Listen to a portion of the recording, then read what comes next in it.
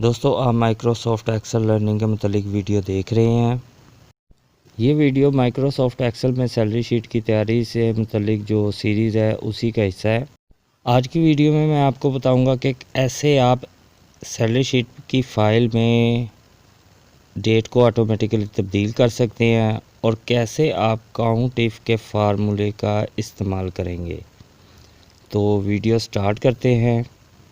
ये आप स्क्रीन पर देख सकते हैं, ये है वो सैलरी शीट जो हमने लास्ट वीडियो में तैयार की थी।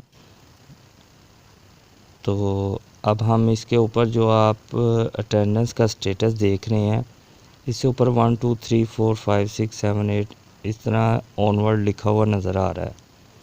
तो हम इस पर डेट कैसे अप्लाई करेंगे जो ऑटोमेटिकली चेंज हो, उसके लिए मैं यहाँ पे टाइप करता हूँ सैलरी पीरियड।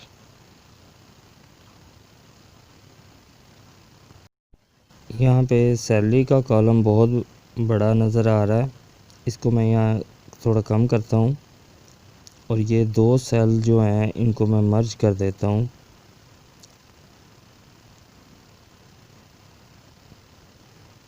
मर्ज करने के बाद इसकी मैं प्रॉपर्टीज़ यहाँ से चेंज करता हूँ। इस पर राइट क्लिक करता हूँ और बॉटम में फॉर्मेट सेल जो आपको नज़र आ रहा है, यहाँ पे क्लिक करने के बाद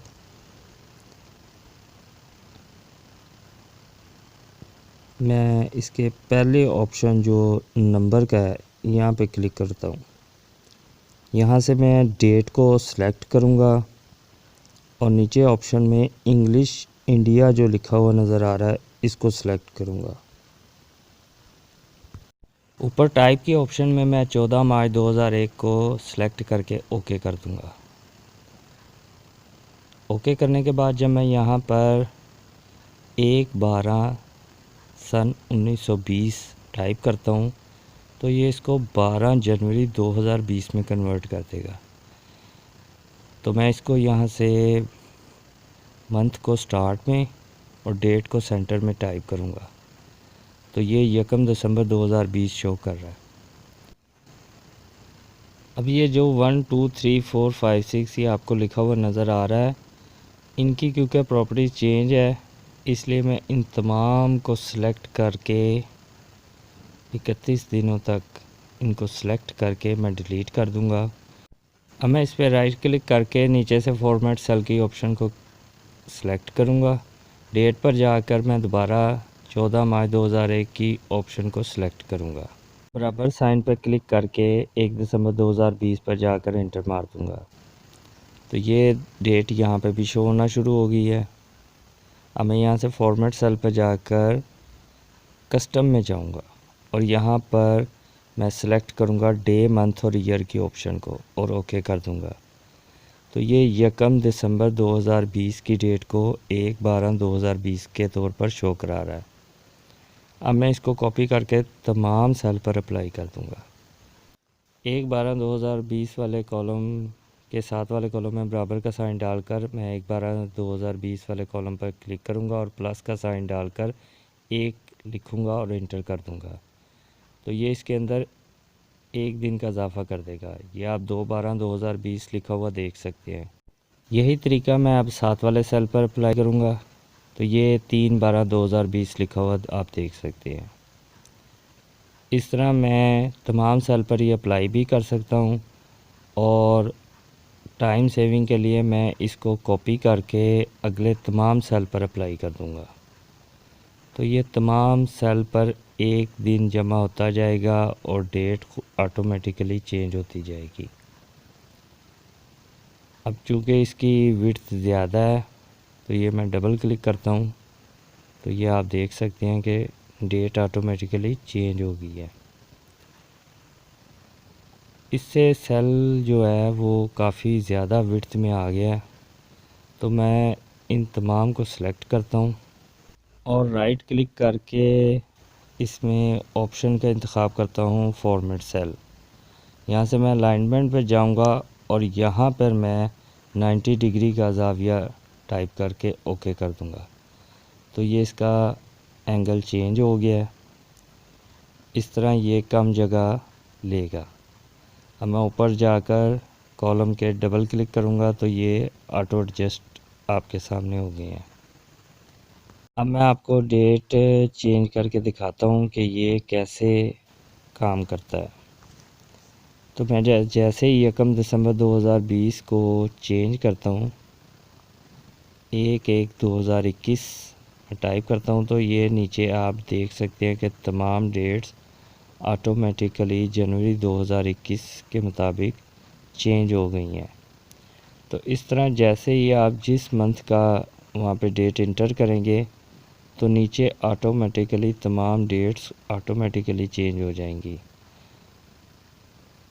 ये देखें आपके सामने, अब मैंने दोबारा दिसंबर की डेट्स यहाँ पे टाइप की हैं। अब हम लगाते हैं काउंट इफ का फार्मूला। अब हम मंथली समरी तैयार करते हैं कि हर एम्प्लॉइज़ कितनी दफ़ा एब्सेंट रहा है, कितनी दफ़ा उसकी प्रेजेंस रही है। तो उसके लिए हम ऊपर कॉलम में प्रेजेंट, एब्सेंट, लीव और वीकली रेस्ट ये हम टाइप करते हैं। ये टाइप करने के बाद मैं इनको सेलेक्ट करके यहाँ से इसको कलर कर देता हूँ। कलर करने के बाद यहाँ से मैं फॉर्मेट सेल के ज़रिए इसको 90 डिग्री का ज़ाविया दे देता हूँ और इनको सेलेक्ट करके यहाँ पे डबल क्लिक करके इनको ऑटो एडजस्ट कर देता हूँ। अब मैं इन चारों कॉलम को जो मैंने ये अभी तैयार किया इनको सेलेक्ट करने के बाद यहाँ से मैं इनको बॉर्डर दूंगा।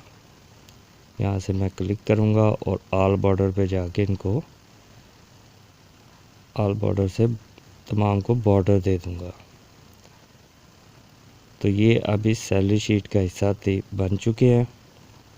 अब मैं यहाँ पे काउंट इफ़ का फार्मूला लगाता हूँ, is equal to count if bracket शुरू छोटी। तो यहाँ पे जब मैं ये लगाता हूँ तो ये रेंज, उसके बाद कोमा और क्राइटेरिया ये लिखा हुआ नज़र आ रहा है।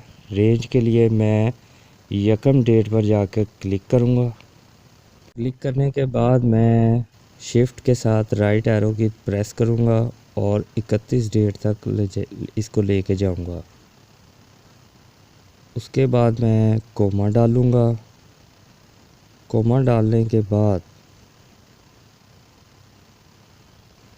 मुझे क्राइटेरिया देना होगा। क्राइटेरिया देने के लिए मैं कोमा लगाऊंगा। कोमा लगाने के बाद मैं शीट 3 में जो मैंने अटेंडेंस का स्टेटस दिया है वहाँ से प्रेजेंट को सिलेक्ट करने के लिए जो पी टाइप किया है उस पर जाकर मैं क्लिक कर दूंगा और जैसे ही मैं एंटर दूंगा तो ये फार्मूला लग चुका है और ये इसने प्रेजेंट काउंट की है। देखते हैं, ये पहले दिन की एक प्रेजेंट है जो यहाँ पे शो हो रही है। तो मैं इस फार्मूले को कॉपी करके नीचे तक पेस्ट कर दूंगा। जैसे ही मैं इसको कॉपी करके पेस्ट करूंगा तो ये फार्मूला काम नहीं करेगा। उसकी रीज़न ये है कि यहाँ पे जो प्रेजेंट है वो शीट नंबर 3 के A3 कॉलम में है, यानी कॉलम A और रो नंबर 3। लेकिन जब हम फार्मूला यहाँ पेस्ट करते हैं तो वो ऑटोमेटिकली A3 की बजाय A4, A5, A6 इस तरह इस हिसाब से बढ़ना शुरू हो जाता है। तो अब इस फार्मूले पर जाकर मैं F2 का बटन प्रेस करूँगा और लास्ट में इन तमाम को A3 कर दूँगा तो ये फार्मूला काम करना शुरू कर देगा। इसी तरह हम एब्सेंट के लिए काउंट इफ टाइप करते हैं, is equal to count if bracket शुरू, उसके बाद रेंज देते हैं। तो फर्स्ट डेट से लेकर 31 डेट तक हम इसको सेलेक्ट करते हैं। सेलेक्ट करने के बाद हम कोमा लगाते हैं और शीट 3 में जाएंगे। तो ये 31 तारीख तक सेलेक्ट करके कोमा प्रेस करेंगे। कोमा प्रेस करने के बाद शीट 3 में जाएंगे और यहाँ से ए पे जाके एंटर कर देंगे तो ये फार्मूला अप्लाई हो जाएगा। तो ये 4 एब्सेंट दे रहा है और ये आपके सामने ये 2 एब्सेंट गुजर गई हैं। ये तीसरी और ये चौथी। तो ये इस तरह इसने एब्सेंस को काउंट करके यहाँ पे शो करवा दिया। इसके बाद हम इस फार्मूले को कॉपी करके नीचे पेस्ट करेंगे। पेस्ट करने के बाद पहले की तरह इसके भी फार्मूले में चेंजिंग करेंगे। तो सेकंड रो में आने के बाद हम F2 प्रेस करेंगे और A3 को चेंज करके A2 कर देंगे, क्योंकि एब्सेंट को शो कराने के लिए जो A है वो शीट नंबर 3 के दूसरी रो में है। तो हम यहाँ पे A2 कर देंगे तमाम फार्मूले में। तो ये अब फार्मूला एक्यूरेट हो गया और ये सही तरीके से काउंट करेगा। इसी तरह हम लीव का रेंज सेलेक्ट करेंगे और रेंज सेलेक्ट करने के बाद कोमा दे के शीट नंबर 3 में जो हमने स्टेटस शो कराने के लिए एंट्री की हैं वहाँ पे जाएंगे।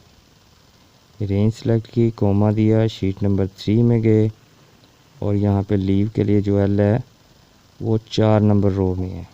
ऊपर आप स्टेटस बार में देख रहे होंगे कि शीट नंबर 3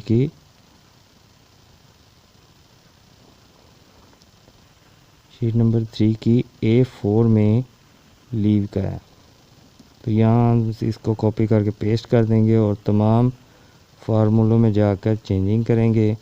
चेंजिंग करने के लिए F2 प्रेस करेंगे और A के बाद हम 4 प्रेस कर देंगे। तो इस तरह ये फार्मूला भी कंप्लीट हुआ है। यही फार्मूला हम वीकली रेस्ट के लिए भी अप्लाई करेंगे। तो दोस्तों उम्मीद है कि आपको समझ लगी होगी कि काउंट इफ़ का फार्मूला हम सैलरी शीट में कैसे अप्लाई कर सकते हैं। नहायत ईजी मेथड है। अगर आपको किसी चीज़ की समझ ना लगे तो आप कमेंट्स में क्वेश्चन भी कर सकते हैं। दोस्तों ये 4 कॉलम जो प्रेजेंट, एब्सेंट, लीव और वीकली रेस्ट के तैयार किए गए हैं, उसकी रीज़न ये है कि जो एब्सेंट होती है वो वर्किंग डेज़ में काउंट नहीं होती, जबकि प्रेजेंट, लीव और वीकली रेस्ट ये काउंट होती है। तो इसके लिए हमने इनको सेपरेट यहाँ पे चूज़ किया है। अब मैं वीकली रेस्ट तमाम एम्प्लॉयज़ के आगे इसका स्टेटस देकर आपको दिखाता हूँ कि कैसे ये फार्मूला प्रॉपर काम कर रहा है और इसने वीकली रेस्ट को काउंट कर लिया। अब हम नेक्स्ट कॉलम बनाएंगे टोटल अटेंडेंस का, जिसमें एम्प्लॉयज़ की वीकली रेस्ट, प्रेजेंट और लीव इंक्लूड होंगी, एब्सेंट इसमें इंक्लूड नहीं होगी। तो उसके लिए हम क्या करेंगे कि हम यहाँ पे बराबर का साइन देंगे, प्रेजेंट को सिलेक्ट करेंगे, प्लस का साइन देंगे, फिर लीव को सिलेक्ट करेंगे, प्लस का साइन देंगे और वीकली रेस्ट को सिलेक्ट करके एंटर प्रेस कर देंगे। तो ये फार्मूला यहाँ पे अप्लाई हो चुका है और हर एम्प्लॉय इसको कॉपी करके नीचे पेस्ट कर देंगे, जिससे हर एम्प्लॉयज़ की अटेंडेंस का स्टेटस यहाँ पे शो होना शुरू हो जाएगा। अब इसके बाद जो सैलरी शीट का नेक्स्ट हेड है वो है एडवांस का। ये भी आपको पता है कि हर फर्म में एम्प्लॉयज़ कुछ ना कुछ एडवांस ले लेते हैं जिनको सैलरी शीट में डिडक्ट करना होता है। तो ये एडवांस को हम यहाँ पे ऑटोमेटिकली कैसे लाएंगे, उसके लिए मैं आपको नेक्स्ट वीडियो में बताऊंगा, जो ये सैलरी शीट की लास्ट वीडियो होगी। तो ये एडवांस की रकम यहाँ पर ऑटोमेटिकली एम्प्लॉयज़ के आगे कैसे आएगी और उसको डिडक्ट करने के बाद टोटल पेएबल जो सैलरी होगी वो कैसे निकलेगी। तो ये जैसे ही मुकम्मल होगा तो ये हमारा सैलरी शीट का सीरीज़ ख़त्म हो जाएगी। तो नेक्स्ट वीडियो तक के लिए मुझे इजाज़त दीजिएगा। चैनल को सब्सक्राइब कीजिएगा, वीडियो को शेयर कीजिएगा, लाइक कीजिएगा।